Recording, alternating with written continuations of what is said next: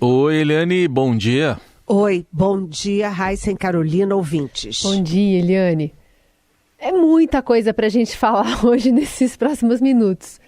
E vamos começar com essa quinta-feira que foi decisiva para o destino, então, do ex-presidente. O hacker Walter Delgatti, lá na CPI, pôs o presidente no centro dessa trama para invadir as urnas eletrônicas, indicando que ele teria lhe oferecido indulto, inclusive, para que hackeasse as urnas.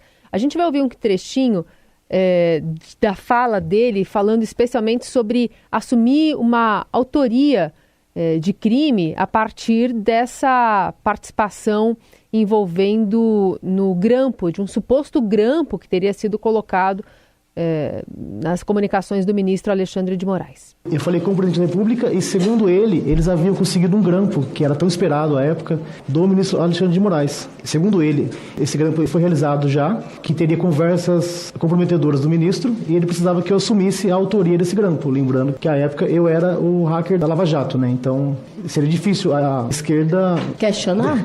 Sim, questionar essa autoria, porque lá atrás eu havia assumido a Lava Jato, que realmente fui eu, e eles apoiaram. Então a ideia seria o quê? O garoto da esquerda assumir esse grampo. Ele disse no telefonema que esse grampo foi realizado por agentes de outro país. Ainda disse assim, ó, se caso alguém te prender, eu mando prender o juiz.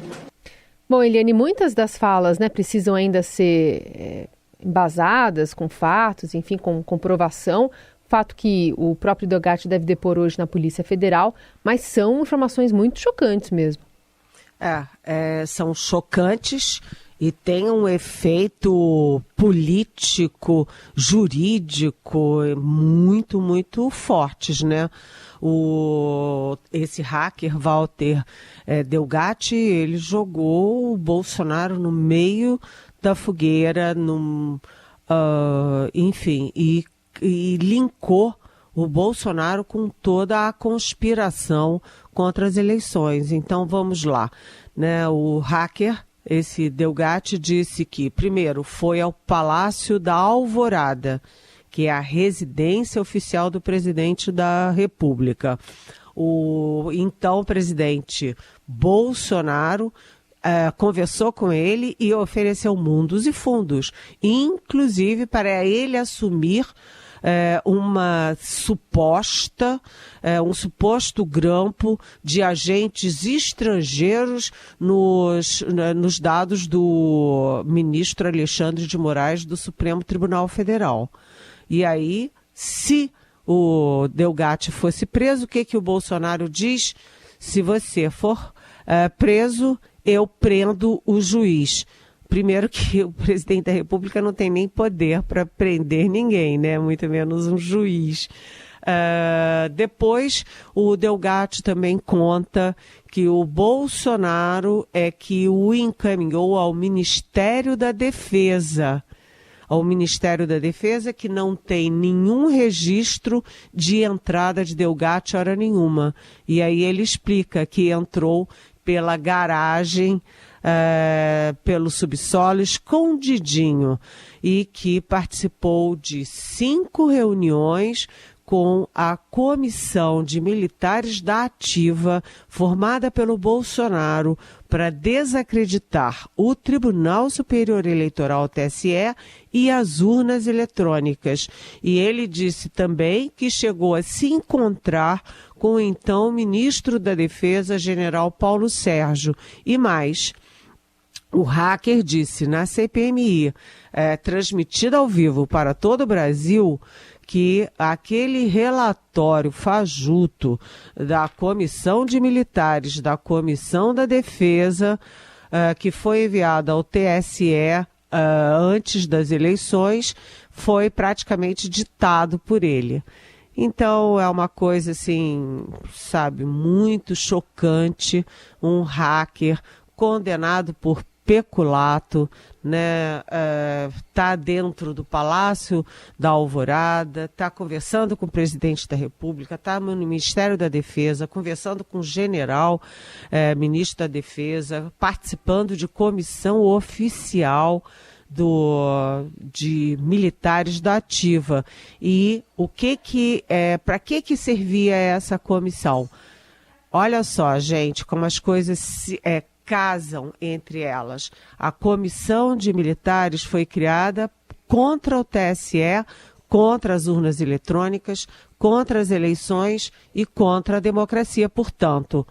E o que era aquela minuta de golpe que foi encontrada na casa do ex-ministro da Justiça, Anderson Torres, que foi preso, que continua de tornozeleira até hoje?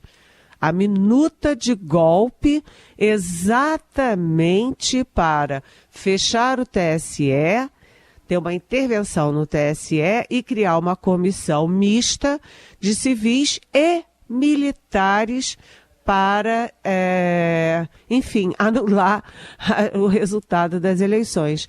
Então, o hacker, ele conta uma história que tem todo o sentido com o resto das investigações da Polícia Federal sobre a tentativa de golpe no país, que acabou gerando o 8 de janeiro com a invasão de Planalto, Congresso e Supremo Tribunal Federal.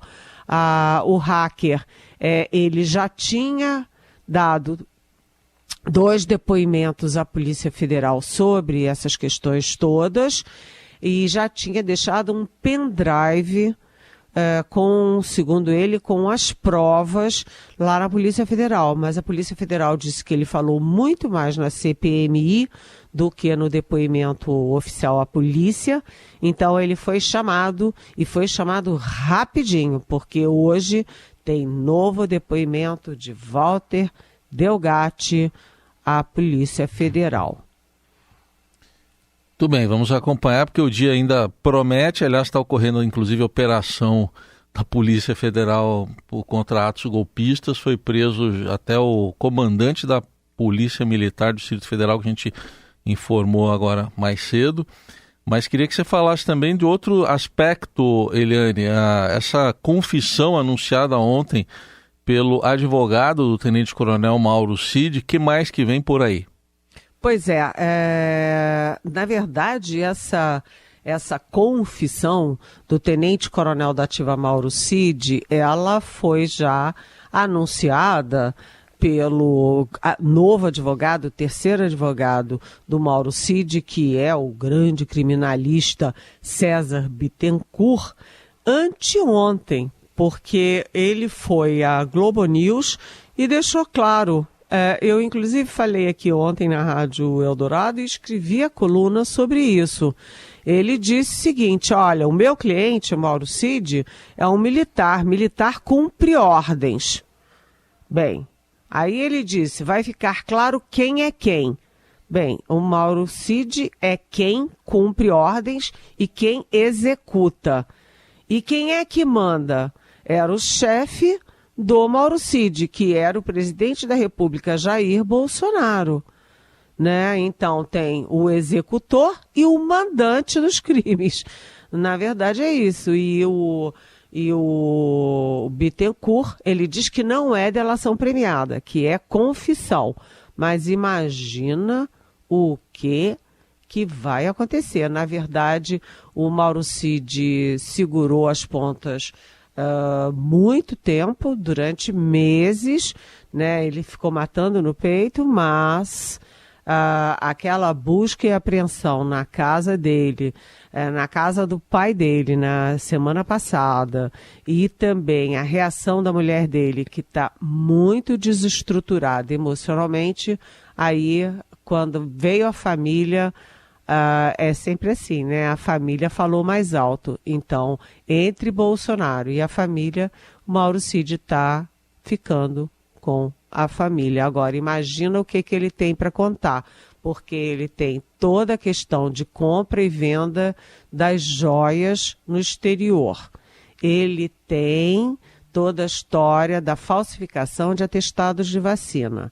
Ele tem a história do vazamento criminoso de uma investigação sigilosa da Polícia Federal. E ele tem que explicar todas a minuta de golpe que estava no celular dele, as conversas com velhos amigos de Bolsonaro sobre golpe. Enfim, o Mauro Cid é explosivo para o Bolsonaro. Seguimos com o Jornal Eldorado. Eliane Cantanhede conosco para falar sobre esses assuntos que estão deixando Brasília fervendo aí. Um roteiro tá alucinante de acompanhar. A gente está em curso com uma operação da Polícia Federal nessa manhã, uma operação contra a cúpula da Polícia Militar do DF, no bojo também das investigações sobre a suposta omissão ante os atos golpistas do dia 8 de janeiro. Os agentes foram às ruas para cumprir 7 mandados de prisão, além de ordens de busca e apreensão, bloqueio de bens, afastamento de funções públicas, diligências que foram autorizadas pelo ministro Alexandre de Moraes. E aí tem coronel, né? Basicamente nesse meio, major e tenente, mas a maioria é tudo coronel. Coronel Fábio Augusto, ex-comandante-geral da Polícia Militar do DF, o seu ex-subcomandante, coronel Clepter Rosa Gonçalves, coronel Jorge Eduardo Naime, que é aquele ex-comandante do Departamento de Operações que saiu de licença, coronel Paulo José Ferreira, que substituiu o Naime em 8 de janeiro, enfim, são diversos nomes. E também hoje, nessa agenda aí, o ministro Alexandre de Moraes acolhendo um pedido da Polícia Federal e autorizando, Eliane, a quebra dos sigilos bancário e fiscal do ex-presidente Bolsonaro e da ex-primeira-dama Michele Bolsonaro, uma definição que estava para ser sinalizada aí desde o comecinho da semana e o foi ontem. Pois o pedido da Polícia Federal de quebra de sigilo bancário e fiscal do Bolsonaro e depois da Michele Bolsonaro, aliás, foi um furo meu no Estadão na sexta-feira da semana passada. O furo de que a Polícia Federal pediu a quebra de sigilo. E o ministro Alexandre de Moraes autorizou ontem à noite a quebra de sigilo tanto de Bolsonaro quanto da Michele. E isso, claro, é importantíssimo, porque o Bolsonaro, ele é muito mais cuidadoso do que os outros, né? Os outros deixam rastro para tudo quanto é lado. Um guarda minuta de golpe em casa, o Mauro Cid guarda minuta de golpe no celular, eles trocam conversas golpistas para tudo quanto é lado, o ACF pega o recibo da recompra do relógio, enfim, os outros são descuidados e o Bolsonaro não. O Bolsonaro, ele deixa os outros se queimarem e ele se protege. Mas, atenção, que eu tenho uma notícia muito, muito importante, que é o seguinte, o Alexandre de Moraes autoriza essa quebra de sigilo bancário e fiscal do casal e a Polícia Federal não descarta que aqueles 17 milhões de vaquinha para pagar multa de Bolsonaro, que aquilo tudo tenha sido uma engrenagem, um instrumento de lavagem de dinheiro que o Bolsonaro recebia ilegalmente. Por quê? Porque a gente fala só em joia, a venda da joia e tal, mas a venda da joia foi de um tempo em diante. E aquela movimentação de quase 12 milhões de reais do Mauro Cid e dos ajudantes de ordens do Bolsonaro em 1 ano e meio. Né? De onde vem esse dinheirão todo? De onde vem? Para onde foi esse dinheirão todo? Então, a Polícia Federal não descarta a hipótese de eles terem inventado essa vaquinha aí para lavar dinheiro, para justificar dinheiro com a família Bolsonaro, com o casal Bolsonaro. Então, tem muita coisa ainda pela frente e, claro, a título da minha coluna de hoje, que aliás não foi para a primeira página do Estadão, não entendi porquê, a casa ruiu, a casa do Bolsonaro ruiu, gente. Falando em Bolsonaro, né, do que se espera daqui para frente o bolsonarismo, para você comentar, a gente vai colocar para ilustrar o que disse a senadora Elisiane Gama, relatora da CPMI dos atos golpistas, lá do 8 de janeiro. Depois do depoimento do hacker Walter Delgatti Neto, ela disse que já há elementos, fortes condições de pedir o indiciamento do ex-presidente Bolsonaro. A gente vai ouvir. Não há dúvida nenhuma que esse é um depoimento absolutamente bombástico pela gravidade das informações que nos foram passadas pelo depoente. São informações graves que, de forma muito clara, seria uma tentativa de construção de elementos para justificar e apresentar uma tentativa de fraude eleitoral e automaticamente substanciar uma possível aplicação de um golpe no Brasil. Eu diria que hoje os elementos apresentados a esta comissão nos dão fortes condições de, ao final, termos o indiciamento do ex-presidente Bolsonaro. Nós precisamos compatibilizar com as quebras que nós estamos defendendo que ocorra. Dentre elas, a quebra de sigilos, eu diria, de relatórios do COAF, que são os RIFs, e também essas quebras telemáticas. Bom, e Eliane, e aí, para além do Bolsonaro, como fica o bolsonarismo? Pois é, essa bomba, né? É uma bomba atrás da outra, isso tudo está impactando o bolsonarismo. A gente vê o estrago que o Bolsonaro fez nas Forças Armadas, o estrago que ele fez no Palácio Planalto, nas políticas públicas, nas políticas sociais, enfim, como ele tornou o Brasil pária no ambiente internacional. As coisas vão se juntando, né? Vão se juntando. E tem também a questão da pandemia, né? O Bolsonaro foi um aliado do coronavírus contra o povo brasileiro. Isso é inegável. Se ele atrasou as vacinas, era contra a máscara, contra o isolamento social, ficou defendendo cloroquina, ele estava a favor do vírus contra a população. Então, isso tudo vai deixando o Bolsonaro numa situação muito complicada e mais, né? Vem aí, olha só, atenção, vem aí, além da quebra de sigilo do Mauro Cid, o filho, eles também têm o celular do pai dele, o general aposentado, general da reserva, Mauro Lorena Cid. Tem esse celular, pode ter muita coisa. Eles têm o pendrive do Walter Delgatti, que diz que ali estão provas do que ele diz. Eles têm aí a previsão da confissão do Mauro Cid em juízo. E eles têm aí tudo que já foi colhido, que é muita coisa. E tem também, por fim, os 4 celulares do Frederic Wassef. Gente, 4 celulares, e um deles, ele costumava dizer que era um celular exclusivo para falar com o então presidente Jair Bolsonaro. Agora, eu queria citar aqui uma nota que diz muito dos últimos 4 anos do Brasil, que é uma nota da nossa colega Rosiane Kennedy, da coluna do Estadão. Na hora da prisão, na hora que a Polícia Federal foi dar uma batida no carro do Frederic Wassef, gente, onde é que estava estacionado esse carro?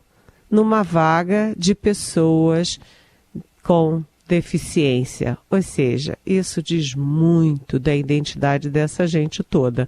E o que acontece com o bolsonarismo? O bolsonarismo está perplexo, né? Os generais que cercavam o Bolsonaro já jogaram a toalha, já preveem a prisão a qualquer momento. No Congresso, a bancada bolsonarista, né, não tem mais o que dizer. Nas redes sociais, a defesa do Bolsonaro vai minguando. Então, diferentemente do trumpismo nos Estados Unidos, o bolsonarismo aqui no Brasil está se enfraquecendo rapidamente, e até o governador de São Paulo, Tarcísio Gomes de Freitas, que foi eleito pela força do Bolsonaro, já começa a dar sinais de que está tirando o time de campo. Então, a última coisa que eu gostaria de dizer hoje é que, apesar de todo mundo já trabalhar com a hipótese de prisão do Bolsonaro, até porque a prisão preventiva está calcada no risco de a pessoa produzir, obstruir a justiça, do risco da pessoa fugir do país, por exemplo. Apesar disso, a Polícia Federal não está com a menor pressa de pedir a prisão do Bolsonaro, porque tem muita investigação pela frente e imagina o que pode surgir da quebra de sigilo fiscal, sigilo bancário e desses telefones todos. Enfim, é uma tortura para o Bolsonaro, mas essa guerra continua e foi ele que gerou essa guerra. Sim. E aí você já responde algumas perguntas de ouvintes que ao longo do dia mandaram, né? Quando é que o Bolsonaro vai ser preso e tal? É isso, né? Ainda vai demorar um tiquinho. Se é que vai acontecer, claro.